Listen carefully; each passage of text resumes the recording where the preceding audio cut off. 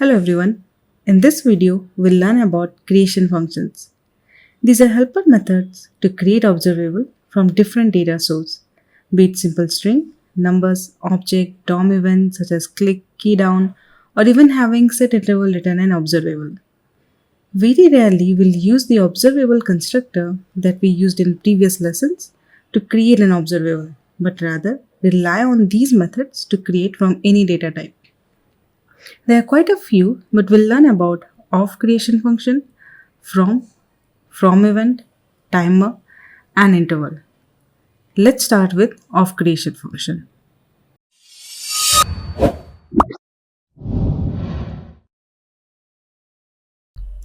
The of creation function accepts a sequence of values as arguments, converts them into a data string that is our observable, and emits these values synchronously before completing.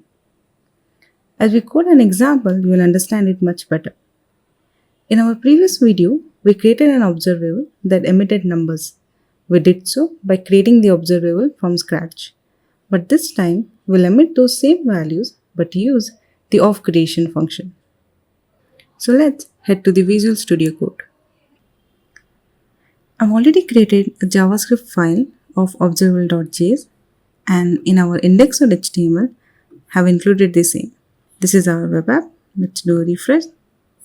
And right now, nothing is being logged. We'll just close it up. Okay. Let's start by importing the of function from the RxJS library. Right, const of. Okay. Now we'll create an observable called as number.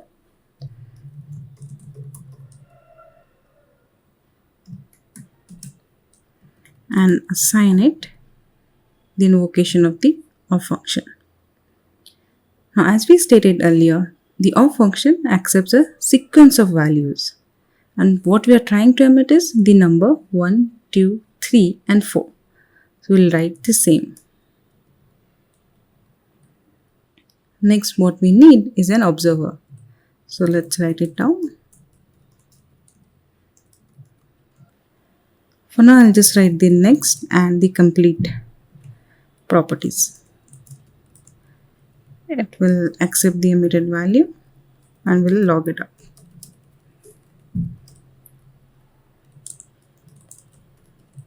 Next is complete.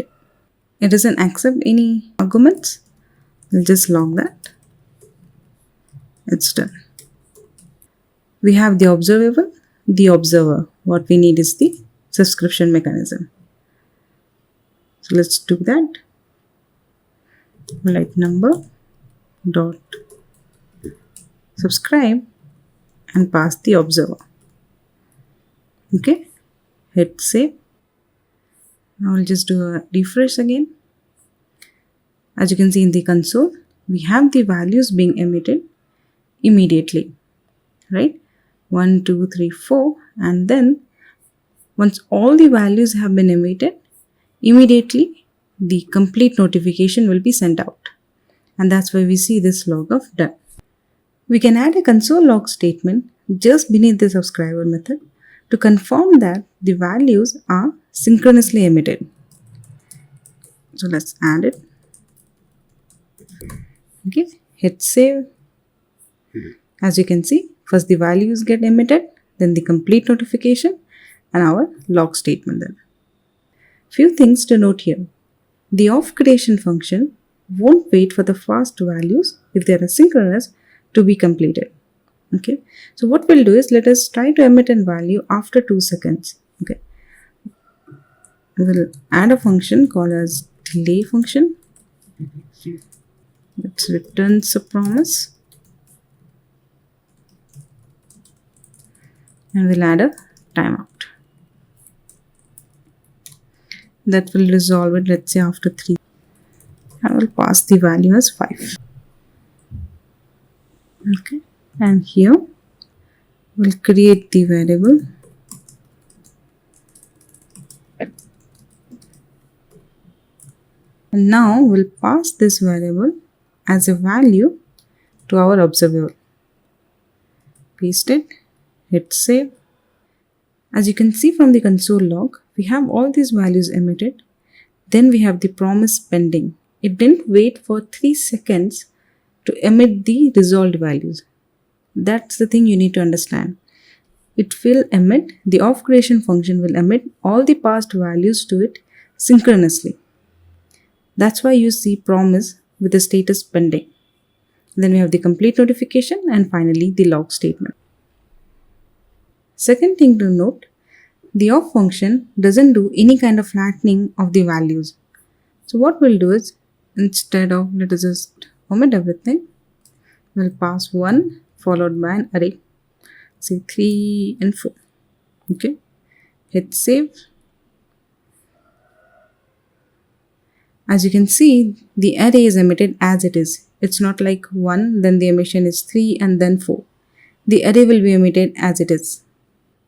To summarize, the of creation function accepts a sequence of values, which is then converted into a data stream.